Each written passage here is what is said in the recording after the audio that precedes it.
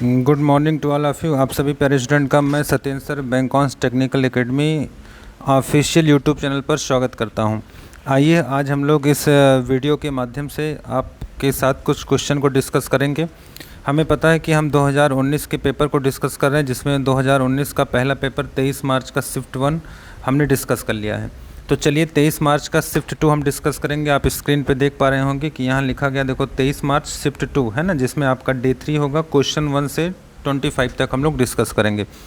इसका प्लेलिस्ट हमने YouTube channel पर बना दिया है। जो भी प्यारे स्टूडेंट मेरे साथ इस समय नए हैं, सबसे पहले मैं कहूँगा चैनल को सब्सक्राइब कर लीजिए और वीडियो को मैक्सिमम लोगों तक सेंड करिए। अगर आपको वीडियो अच्छा लगता है लाइक ज़रूर करिए। ध्यान रखिएगा कि अगर आप पिछला वीडियो नहीं देखे हैं तो प्लेलिस्ट में जाके आप पिछला वीडियो ज़रूर देखिए, क्योंकि आज हम लोग डे 3 पे काम कर रहे हैं और क्वेश्चन नंबर 1 हम लोग डिस्कस करेंगे। तो आइए बिना समय गवाए हम चलते हैं क्वेश्चन नंबर 1 की तरफ। क्वेश्चन नंबर 1 देखो क्या कह रहा है। एक शक्तिशाली सॉफ्टवेयर है जिसका उपयोग व्यावसायिक तथा प्रस्तुतियाँ बनाने के लिए किया जाता है।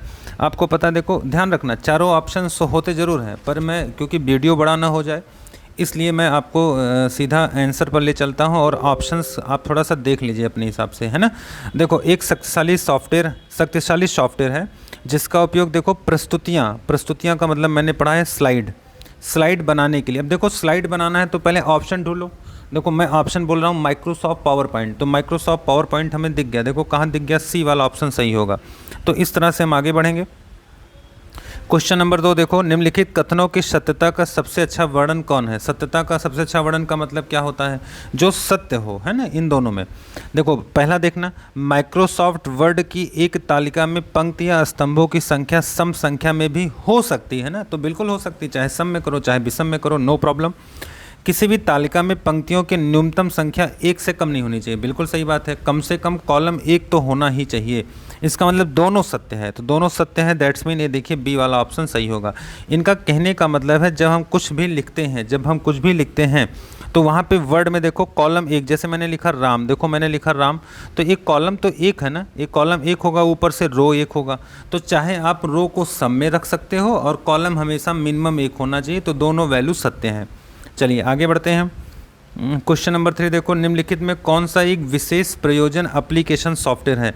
अब देखो विशेष प्रयोजन का मतलब एक प्रणाली को हम लोग यहाँ बोल सकते हैं विभागीय बोल सकते हैं, विभागीय ऑर्गेनाइजेशन। तो किसी भी ऑर्गेनाइजेशन में यूज होने वाला जो विशेष सॉफ्टवेयर होगा, जैसे आप बिजली विभाग के बच्चे हैं तो यूपीपीसीएल में भी तो हमारा सॉफ्टवेयर होता होगा जिससे हम पेमेंट करते हैं, कनेक्शन देते हैं, पैसा जमा करते हैं, शिकायत सुनते हैं। तो वह एक प्रणाली सॉफ्टवेयर है जो विभागीय सॉफ्टवेयर है, तो एक विशेष प्रकार का एप्लीकेशन सॉफ्टवेयर होगा। चलिए आगे बढ़ेंगे। क्वेश्चन नंबर 4, निम्नलिखित में कौन सा कथन गलत है। गूगल एक खोज इंजन है, बिल्कुल सही बात है। जो मूल रूप से लैरी पेज और सर्जी ब्रिन द्वारा विकसित किया गया, बिल्कुल सही बात है।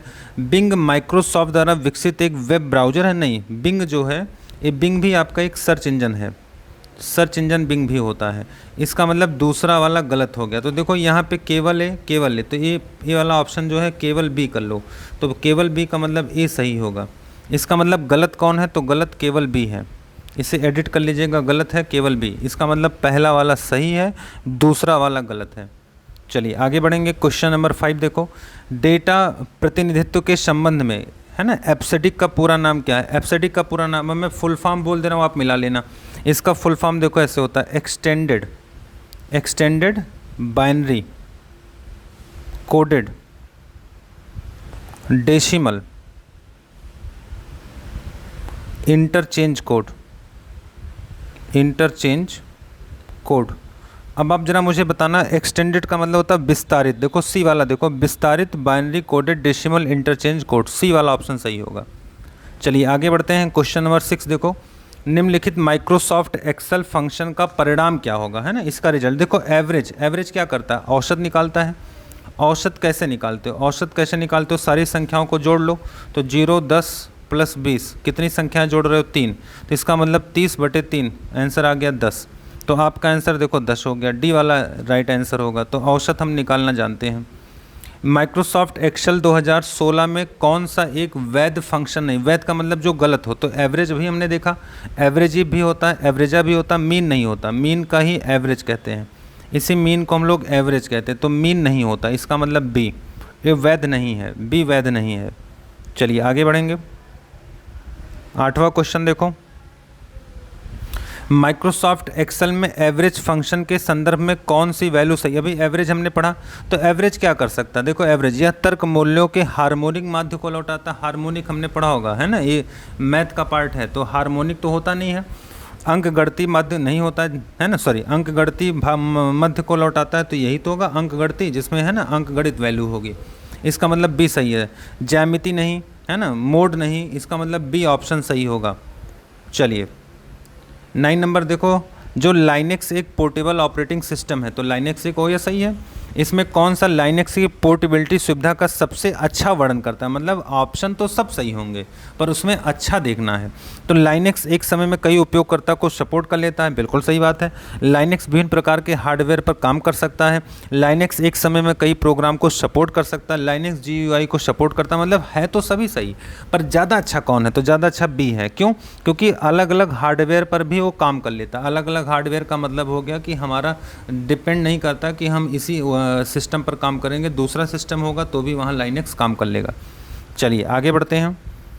विभिन्न समस्याओं को हल करने के लिए लचीलापन कंप्यूटर की क्या विशेषता है? लचीलापन, हम कहते हैं यार डायनेमिक बनो। लचीलापन का मतलब यहाँ डायनेमिक से है, और डायनेमिक का मतलब होता है वर्सालिटी, है ना, वर्साटिलिटी, वर्साटिलिटी, है ना, बहुविज्ञता, इससी वैल्यू होता है डायनेमिक। चलिए आगे बढ़ते हैं। निम्नलिखित में कौन सा कथन सही है? माइक्रोसॉफ्ट पावर पॉइंट 2016 में स्लाइड मास्टर विकल्प को रिव्यू टैब में रखा गया है, तो गलत है। ये तो बिल्कुल गलत है। यहाँ मास्टर जो स्लाइड मास्टर है व्यू में मिलता है, बोलो कहाँ मिलता है? व्यू में, तो ये गलत हो गया।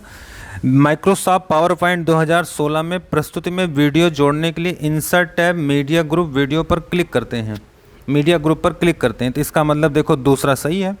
तो अगर हमारा पहला गलत हो गया और दूसरा सही है तो हम क्या बोलेंगे? कौन सा कथन सही है ना, तो केवल बी को हम लोग सही बोलेंगे। बोलिए कन्फर्म हो गया। चलिए आगे बढ़ते हैं। माइक्रोसॉफ्ट एक्सेल के बारे में निम्नलिखित में कौन सा कथन गलत है? अब ध्यान देना कौन सा कथन गलत कह रहा है ना, हम लोग चारों को पहले रीड करते हैं फिर समझते हैं। माइक्रोसॉफ्ट वर्कशीट में एक्सेल और संख्या दोनों नहीं हो सकते। देखो टेक्स्ट और संख्या दोनों नहीं हो सकते, ये तो सही है, होगा। डिफ़ॉल्ट रूप से टेक्स्ट डाटा बाईं ओर संरेखित होता है, ये भी सही है। किसी भी वर्कशीट का नाम बदला जा सकता है, ये भी सही है। तो यहाँ गलत बोल रहा है ना, डिफ़ॉल्ट रूप से संख्या दाएं ओर संरेखित होता है। अच्छा देखो गलत बोल रहा है, तो ध्यान रखना यहाँ पे ए वाला ऑप्शन में दोबारा पढ़ रहा हूँ। वर्कशीट में टेक्स्ट और संख्याएं दोनों नहीं हो सकते हैं। नहीं क्यों नहीं भाई? दोनों होंगे ना, टेक्स्ट भी यूज कर सकते हैं, संख्या भी यूज कर सकते हैं, इसका मतलब दोनों होंगे। ए वाला आपका गलत होगा, तो इसका आंसर क्या जाएगा? 12 का ए। एक बार रीड आप लोग अच्छे से करिएगा। चलिए क्वेश्चन नंबर 13 में रीड कर रहा हूँ, आप सुनिएगा। ईमेल पता ABCD है ना, समथिंग कुछ भी दिया हो .gmail.com, ये अवैध है क्योंकि ईमेल पते में निम्नलिखित में क्या नहीं होना चाहिए, है ना, क्या होना चाहिए बोल रहा है। अब ध्यान रखना, आपने पढ़ा होगा सर @ होना बहुत ज़रूरी है, जब तक @ नहीं होगा हम उसको ईमेल से लिंक नहीं कर पाएंगे या ईमेल के साथ नहीं बता पाएंगे। तो देखो इसमें लिखा गया ना, कौन सा ऑप्शन देखना, क्या डॉट होना जरूरी? तो डॉट तो दिया गया। बी देखो कम से कम एक अपर केस का अक्षर हो, तो अपर लोअर का कोई मतलब नहीं होता है, केवल एक, है ना, @ होना चाहिए। दैट्स मीन सी वाला आंसर सही होगा, तो 13 का सी। चलिए आगे बढ़ते हैं। 14 नंबर, कंप्यूटर नेटवर्क बनाने के लिए न्यूनतम कंप्यूटर की आवश्यकता। देखो नेटवर्क तभी बनेगा जब कम से कम 2 सिस्टम हो, तो ऑप्शन ए सही होगा, तो 14 का ए हो गया। चलिए आगे बढ़ते हैं। 15 नंबर देखो, माइक्रोसॉफ्ट एक्सेल में थोड़ा सा मैं तेज़ चल रहा हूं, अगर कहीं दिक्कत होता है तो कमेंट करके या इस नंबर पे आप मुझसे बात कर सकते हो। अगर कहीं कोई दिक्कत हो रही है, आपको थ्योरी नहीं समझ में आ रही, तो हमारे ऐप पर जाके आप बैच ज्वाइन कर सकते हो। और किसी भी प्रकार का अगर कन्फ्यूजन है तो व्हाट्सअप नंबर पे ज़रूर बात करिए और कमेंट करके ज़रूर बताइएगा कि आपको वीडियो कैसे लगी और हम आपके लिए क्या नया कर सकते हैं, ये सजेशन भी आप हमें ड्रॉप करिएगा। माइक्रोसॉफ्ट एक्सेल में स्टेटस बार एप्लीकेशन विंडो में कहाँ दिखाई पड़ता है? तो स्टेटस बार हमने पढ़ाया, देखो स्टेटस बार बिल्कुल नीचे होता है, तो आपने लिखोगे नीचे। नीचे का मतलब बी वाला ऑप्शन सही होगा। जिस क्वेश्चन में दम नहीं है उसको मैं फटाफट करा रहा हूँ। वर्ड दस्तावेज में निम्न में कौन सा एक पैराग्राफ ऊपर या नीचे स्पेस की मात्रा को निर्धारित करता है? तो देखो पैराग्राफ के ऊपर या पैराग्राफ के नीचे जब भी कोई स्पेस होगा तो उसे पैराग्राफ स्पेसिंग कहते हैं, तो डी वाला ऑप्शन सही होगा। दैट्स मीन हम आगे बढ़ेंगे, नो प्रॉब्लम है, यहाँ नहीं रुकना है। माइक्रोसॉफ्ट एक्सेल में कौन सा चार्ट उपयोग समय या श्रेणी के रुझानों को दिखाने के लिए किया जाता है? अब समझना मेरी बात को। देखो यहाँ पाई जब भी पाई होता है तो पाई 100% में बनता है, ध्यान रखना, पाई हमेशा 100% में। डोनट में 2 पाई होते हैं। लाइन देखो, हमेशा लाइन को हम लोग कहते हैं ना कि ये इस तरह से लाइन बनेगा, है ना। और बार जो चार्ट होता है, बार चार्ट देखिए इस तरह से ऐसे बार बनेगा। बार का मतलब यहाँ पे एक हमारा रो बनेगा, बार में रो बनता है। तो जब भी रुझान दिखाना होता है श्रेणियों का तो बार से दिखाते हैं। डी वाला ऑप्शन सही होगा। मैंने एक चार्ट का वीडियो यूट्यूब चैनल पर बना के डाल रखा, आप सभी लोग उसको पढ़ लीजिएगा, यहाँ से डाउट ज़्यादा क्लियर होगा। निम्नलिखित में कौन सा कथन सही है, जरा देखना कौन सा कथन यहाँ सही है। लो ध्यान देना सभी लोग, निम्नलिखित में कौन सा कथन सही है। माइक्रोसॉफ्ट एक्सेल में टेक्स्ट डाटा को छाटा नहीं जा सकता। भाई ये तो गलत बात है ना, छाट सकते हैं। माइक्रोसॉफ्ट एक्सेल के फंक्शन बुल्ट इन फार्मूले पर होते हैं, मतलब फंक्शन उसमें बने होते हैं, तो सही पूछा है ना, इसका मतलब केवल बी सही है। बी वाला ऑप्शन सही होगा, 18 का बी। चलिए आगे बढ़ते हैं। क्वेश्चन नंबर 19 देखना, माइक्रोसॉफ्ट एक्सेल में सेल का चयन करने के बाद F2 कुंजी दबाए जाने पर क्या होगा। तो F2 हमने पढ़ा रखा है कई बार आपको। F2 एडिट सेल करता है। एडिट सेल का मतलब होता है सेल के अंदर जाके बदलाव करता है। तो ज़रा देख लो इसमें कहाँ लिखा हुआ है एडिट सेल, तो बी वाला ऑप्शन देखो, सेल या एडिट मोड में बदल जाएगा। क्लियर है ना। आगे बढ़ते हैं। 20 नंबर देखो, यहाँ पूछा जा रहा है कैश मेमोरी। ध्यान देना, कैश मेमोरी के लिए मुख्य रूप से निम्नलिखित में कौन या किसका उपयोग किया। देखो कैश तेज मेमोरी होती है, जो सीपीयू होता है, सीपीयू के जस्ट बगल कैश होता है। तो जो सीपीयू होता है ये रजिस्टर से बनता है, और कैश भी हमारा रजिस्टर से बनता है, क्योंकि दोनों सिमिलर होने चाहिए। और रजिस्टर में स्टैटिक रैम भी बनता है, तो इसका मतलब यहाँ स्टैटिक रैम का यूज होगा, है ना। इस वीडियो को रिवाइंड करके एक बार आप ज़रूर देखिएगा, क्योंकि बहुत अच्छा क्वेश्चन था ये। ASCII 8 एक 8 बिट वाला कोड है, और यह विशिष्ट रूप से कितने कैरेक्टर को निरूपित करेगा। देखो जब भी 8 बिट होता है तो बिट का मतलब बाइनरी, 2 की पावर 8, दैट्स मीन 256। इसका आंसर 256 आएगा, दैट्स मीन ए वाला ऑप्शन सही होगा, है ना। बहुत छोटे छोटे क्वेश्चन है, ज़्यादा समय मैं नहीं ले रहा हूँ। बस आपको अगर थ्योरी तैयार है, कॉन्सेप्ट क्लियर है, तो आपको एक भी सेकंड यहाँ नहीं लगना है। माइक्रोसॉफ्ट पावर पॉइंट, देखो पावर पॉइंट की बात कर रहा है, 2016 की बात कर रहा है। जूम में कितना ज़्यादा हम मैक्सिमम जूम कर सकते हैं, तो पावर पॉइंट 400% जूम होता है, याद रखना है। ए वाला ऑप्शन आपका सही होगा, 22 का ए। चलिए इसी क्रम में हम 23 पे चलेंगे।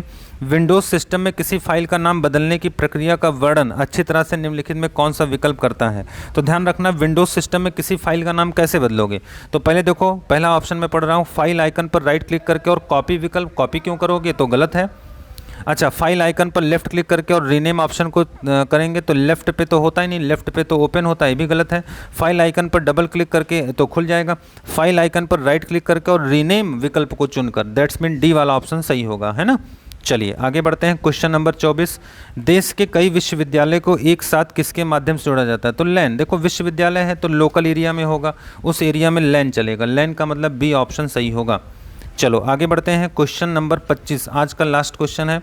माइक्रोसॉफ्ट पावर पॉइंट में व्यू प्रस्तुति, ध्यान रखना, व्यू प्रस्तुति की स्लाइड को व्यवस्थित करने में उपयोगी कौन है। तो ध्यान रखना, देखो यहाँ पे बोला जाना कि व्यवस्थित करना है, तो व्यवस्थित करने का मतलब हम लोग हमेशा स्लाइड शॉर्टर लेते हैं, स्लाइड शॉर्टर लेते हैं। व्यवस्थित करना स्लाइड शॉर्टर, ये वाला ऑप्शन सही होगा। तो चलिए आज हम लोगों ने 23 मार्च के शिफ्ट 2 को डिस्कस किया है, जिसमें 25 क्वेश्चन हो पाए हैं। कल 23 मार्च के शिफ्ट 2 के है ना 26 से 50 क्वेश्चन को मैं डिस्कस करूंगा। तो ध्यान रखिएगा, इसका प्लेलिस्ट आपको चैनल पर मिल जाएगा। और वीडियो अगर आप नहीं देखे हैं प्रीवियस तो वीडियो ज़रूर देखिए, और कंटिन्यूटी आप वीडियो देखते रहिए, जिससे आपकी प्रिपरेशन अच्छे से चलती रही। और कोई भी डाउट होता है तो हमारे नंबर पर कॉन्टैक्ट करिए, हमारे पेड बैच को आप ज्वाइन करके अपने कॉन्सेप्ट को मजबूत कर सकते हैं। So thank you, thanks for watching. Next session पे कल हम लोग मिलते हैं।